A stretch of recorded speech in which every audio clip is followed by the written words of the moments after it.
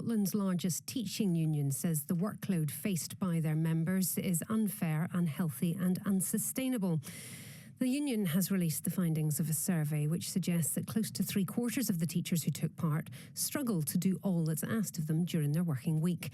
And they say that pupils are suffering as a result. Well, Andrea Bradley is the union's General Secretary. Good morning, Andrea.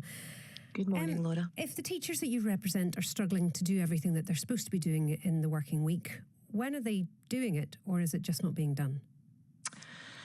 So they are doing it frequently in weekends, frequently in evenings, frequently even over holiday periods, and sometimes, even with all of that, even with all that extra strain beyond the actual terms of their contracts, some things won't get done, and that is not good news for children and young people whose learning teachers are aiming to support. That's what they have dedicated their professional lives to, and it's a matter of frustration for our teachers that they are unable to do everything that is asked of them within the terms of their contract, and they feel that they are sometimes letting young people down, and that is that has a damaging impact on their morale. What is it that's making their workload so unmanageable? Is it that there is more red tape, more paperwork, too many people in the class, or caps to teachers' numbers? What is it? It's a combination of all of those things. Scotland has amongst the highest class sizes in the OECD. Teachers in Scotland have amongst the least hours of time to prepare and provide feedback to learners, so that's called preparation and correction time.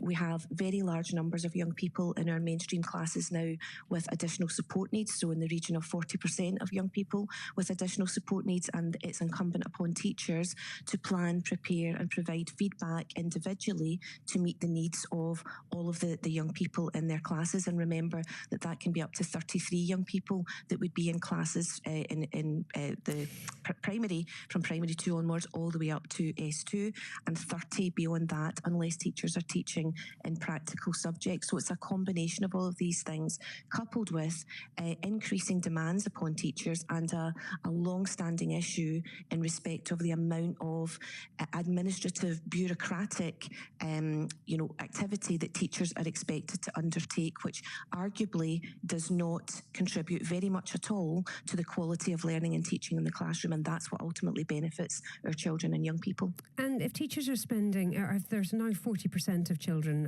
are considered to have additional support needs, if the teachers are spending more time with them in a class, what happens to the other kids?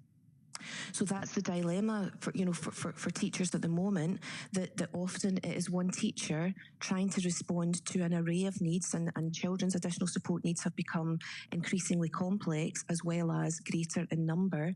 So it's one teacher often without any additional support from support staff because there are simply not enough of them either. And the support that can be provided from educational psychologists, speech and language therapists, and other professionals who might have in the past provided support to young people around additional needs or behavioural needs, that is pretty thin on the ground as well. So increasingly, you've got one teacher trying to respond to that array of needs, and they are conscious that they are not able to do that sufficiently well, and neither are they able to respond as they would wish as professionals to the needs of the children in the class who don't have additional needs.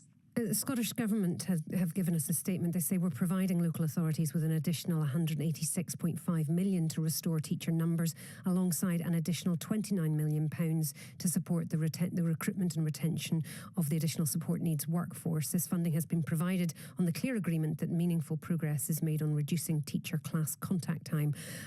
Are local authorities using that money to make headway with this? What's happening? Well, we know that it's been a pretty mixed picture over the last few years in terms of how local authorities have used the money that Scottish Government has earmarked for protection of teacher numbers and recruitment of additional teachers. We know that has been a mixed picture. We would say that the additional funding that's been pledged for additional support needs provision is very, very welcome and long overdue. But we would say that the arrangement that is in place at the moment to to restore teacher numbers to 2023 levels. It's welcome, but it's not enough, given that the Scottish Government had a manifesto commitment to increase teacher numbers by 3,500 over the course of this parliamentary term. And it's those kinds of numbers that we need to begin to make some headway in terms of teacher workload, reducing teacher class contact time, reducing class sizes, because these are the things that will significantly enhance the quality of learning and teaching in our classrooms. Andrea, thank you for your time this morning. Andrea Bradley there from the EIS.